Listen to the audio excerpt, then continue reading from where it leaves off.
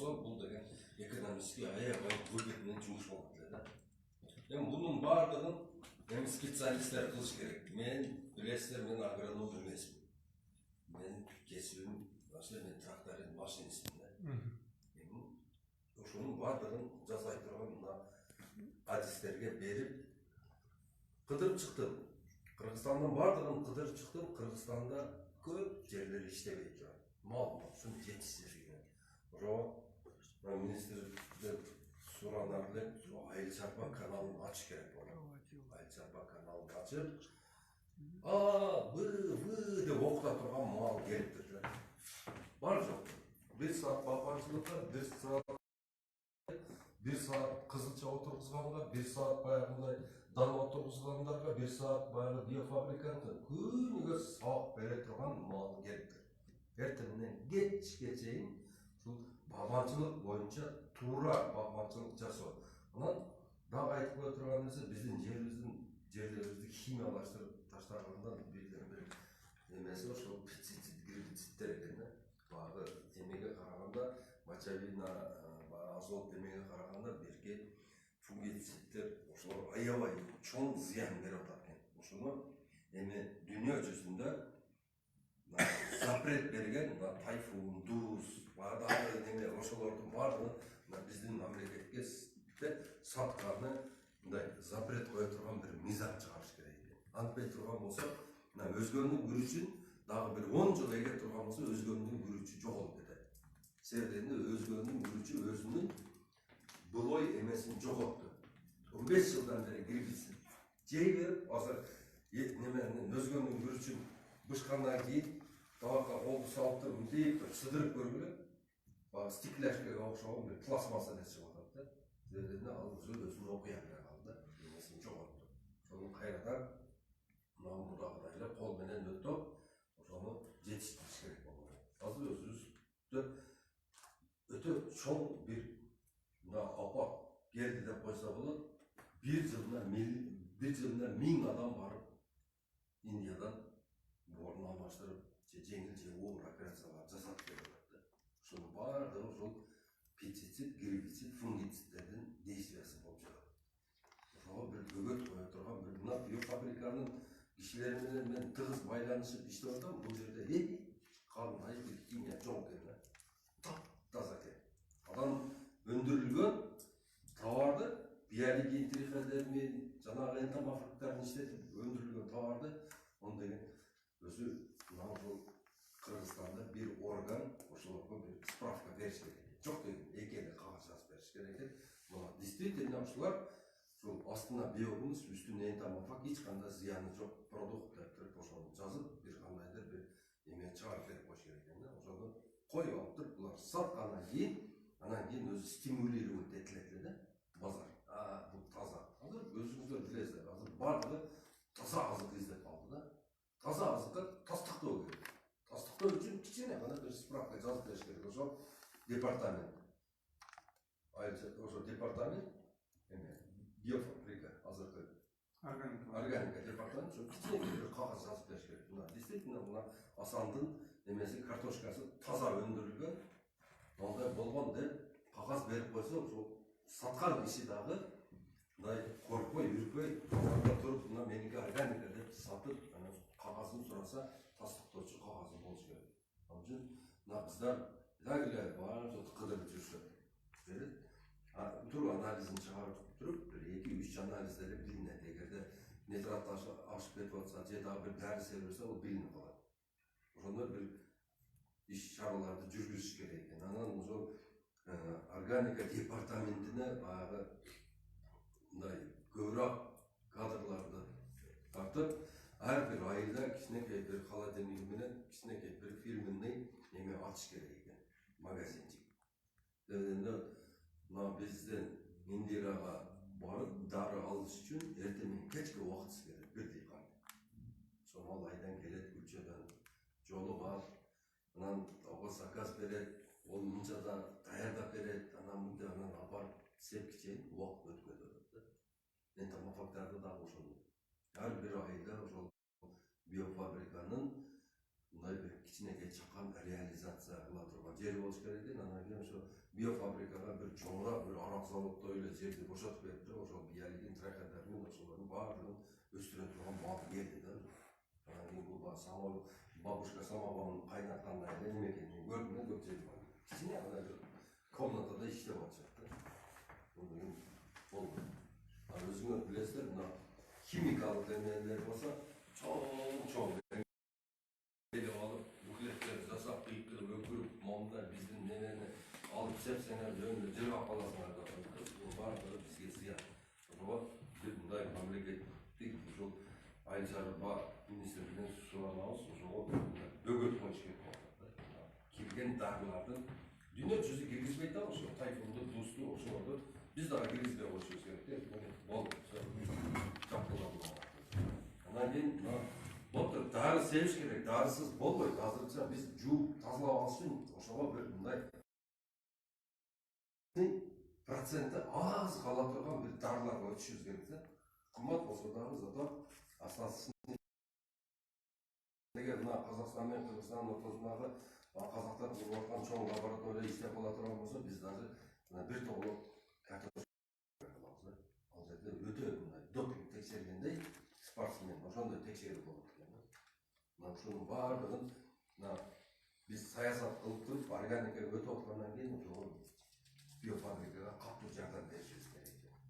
Анан мына өзүбүзгө кирип аткандагы, өзүбүзгө мына башка мамлекеттен кирип аткандагы өтө катуу, жесткий жазылыш керек да.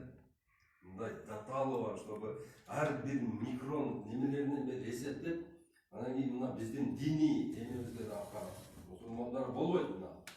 Мындай биодобавкалар булар болбойт деген эмеге чейин түшүрүп туруп, биздин өзүбүздүн рынокто стимулировать этиш үчүн сырттан келип аткан бардык эмелер кандай жасалып атат, кандай бардык информация беришибиз керек элге.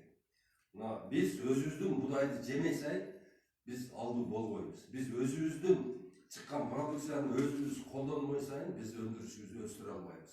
Ошол себептен мүмкүн болсо бардык күчтү ушуга жумшап туруп бир чоң бир мероприятияларды өткөзүп, биздин өзүбүздүн өндүрүүчүлөрдү мындай бир площадкага чакырып, ошол жерде өзүбүздүн өндүрүш жөнүндө толук маалымат беришибиз керек болот. Азыр кирсең эле 99% ар жактан келет. Даже биз өзүбүздү аябай калбай калдык деген, алма менен камсыз кыла албайт экенбиз. Жаныбызда кошуна турган Кытайдан $60 миллион алма алып жейт экенбиз. Жылына башканы айтпай эле коеюн. Ошол маселелер болуп атат. Анан барган жерибизде эле бардыгы суроо бизге ошол мамлекет бир отургузсаңыздар, ошону биз алат элек деген таризде силерге дагы көп суроо берилип атат. Мен карап турам, сатып аласызбы деген условия коюп атышат да. Мага да ошондо да сен азыр айтып аткан немелериңди, алмаларыңды, сливаларыңды, кокон гилясыңды эртеге биз отургузгандан кийин сатып аласыңбы деп жатат да. Бул жерде сатуу маселесин коюшубуз керек. Эң биринчи. Бизде чындыгында келгенде биз өзүбүздү эч нерсе менен камсыз кыла албай турган кезибиз экен да. Мен ошондой болуп жатат. Сол эми кыскача садоводствого бир бөлүм ачабызбы, же бир департамент бересизби, мындай бир цельный ошого сунуш кылдым эле. Бир 3 жылдан кийин 50% жерлерибиз бак болуп кетет. Анан ошого отдельный департамент болсо, ошонун алкагында иш жүргүзгөн компетентный кыйын мындай багбандарды коюп, ошонун үстүндө иш алып барсак деген сунушум бар.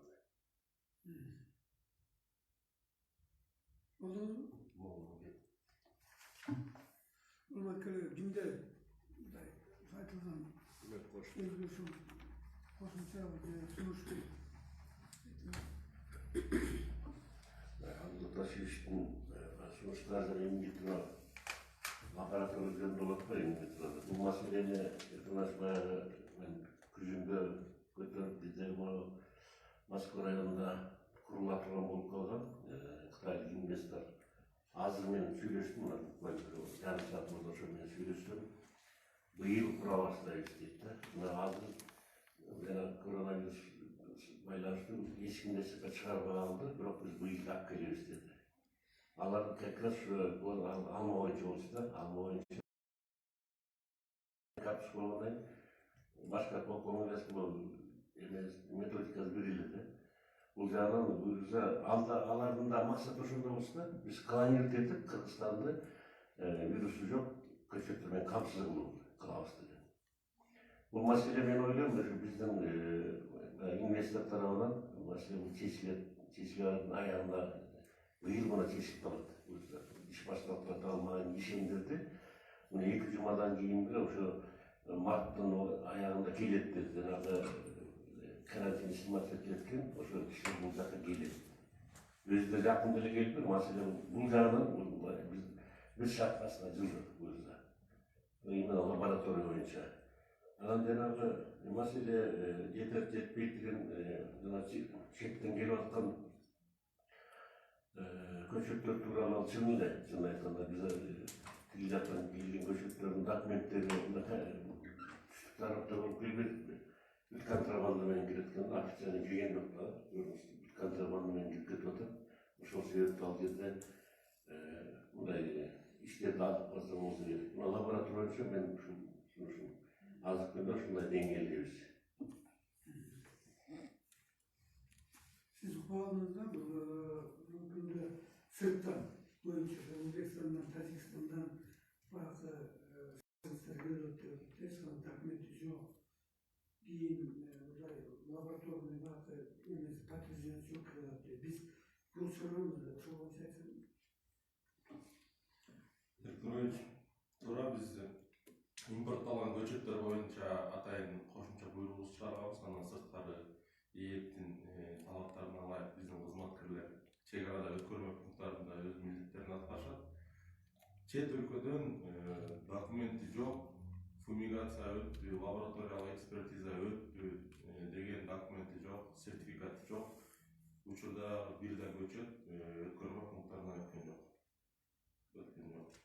Биздин кызматкерлер башында баягы чоң көлөмдө эмес, колдор менен көтөрүп 5-тен 10дон да өткөргөндөрдү дагы өткөрүшкөн жок учурда. Өткөрмө пункттардан документи жок, бир да көчөт өткөн жок. Биз буга жоопкерчилик менен муну айта алам. Ал эми өткөрмө пункттарынан башка жерлерден кирип кетип аткан көчөттөр боюнча эми өзүңүз билесиз, биз чек арада көзөмөлдү жүргүзөбүз. Ички рынокто көзөмөлдү жүргүзүү биздин функцияда жок. Бет инспекцияда калып калган, билесиз. Контрабанда да бизге кирбей атат да. Биздин контрабанда менен кирди деп талаабыз айтып атат. Аны да бизде мүмкүнчүлүк жок чын мененчи. Биз өткөргөн жерден жоопкерчиликти айта алам. Бир дагы көчөт документи жок, кирген жок. Андан сырткары биз дагы кошумча талаптарды коюп туруп, эгер тигил жактан фумигация болгон болсо да, тигил жактан документтер менен келсе дагы биздин территорияга киргенде, биздин кызматкерлер дагы бир жолу фумигациядан өткөрсүн деген буйрук чыгарганбыз. Практикада азыр ал дагы аткарылып атат. Anlamda söz oldu. Siz gelecekte Xitay mümkünde vişnyalı okulda salıdı. Önümüzde şaşırmış bir adam. Sırtına kürek, Kırgızistan'dan daha var bir protokoldan başlandı. Şu boyuncalar yardım veriyor üretimde preparatlarda. Şu demek ki sanitariyanın boyunca şu boyunca sizlere sözünden sonra. Ооба. Şunu aytmışsınız. Буну биз Кытайдын алардын бажы кызматынын алдында турат, фитосанитардык кызматы. Алар менен биз бул боюнча сүйлөшүү жүргүзүп, ошол эле кокон гиляс деген ошо черешняга жана коонго бизге феромондук тузактарды жана дары-дармектерди бекер беребиз деп биз сүйлөшкөнбүз. Алар менен дагы алар бекер бизге бермек. Мени ошо жетекчиси чакырып аткан Кытайда болбосо дагы нейтральный бир территорияда Эркен штатында маселелерди сүйлөшөм деп чыгып аткан. Баралы деп могу декабрда сүйлөшкөнбүз, январда баралы деп пландап атканбыз. Анан вирус чыгып кетти, чек ара жабылып калды. Ошол боюнча сүйлөшө элекпиз, бирок алар бизге беребиз деп өздөрүнүн убадаларын беришкен. Ең сыры, енді жоқ та,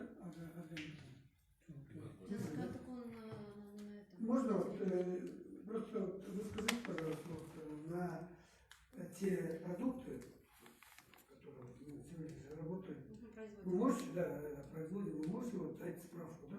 У вас есть, вот, вы можете Конечно, дать можем, справку? да. Вот объясните. Вам надо, да, эту справку? Нет, Давайте. вообще, нет, желательно. Производитель. Вообще производителям нужно давать Организация какую-то бумажку, чтобы они показывали Хорошо. покупателям, что Типа паспорта, да? да, типа Мгм. паспорта. Партии. Понятно. Не, Для на продукты, внутреннего рынка же можно. Да. для внутреннего рынка, для покупателей, чтобы Хорошо, они показывали, что они все вот это выращивали органическим способом. Вот такую справку можете сделать Конечно. для конечно. наших? А то много людей хотят перейти на органику, но видите ли, что органика, она должна продаваться чуть-чуть дороже, чем. Ну, понятно. Из-за этого они требуют бумагу. Ну, Вы можете помимо сделать. наших препаратов, у нас же на рынке очень много биологических препаратов, которые действительно работают. Фармкомпании. Вот сейчас мы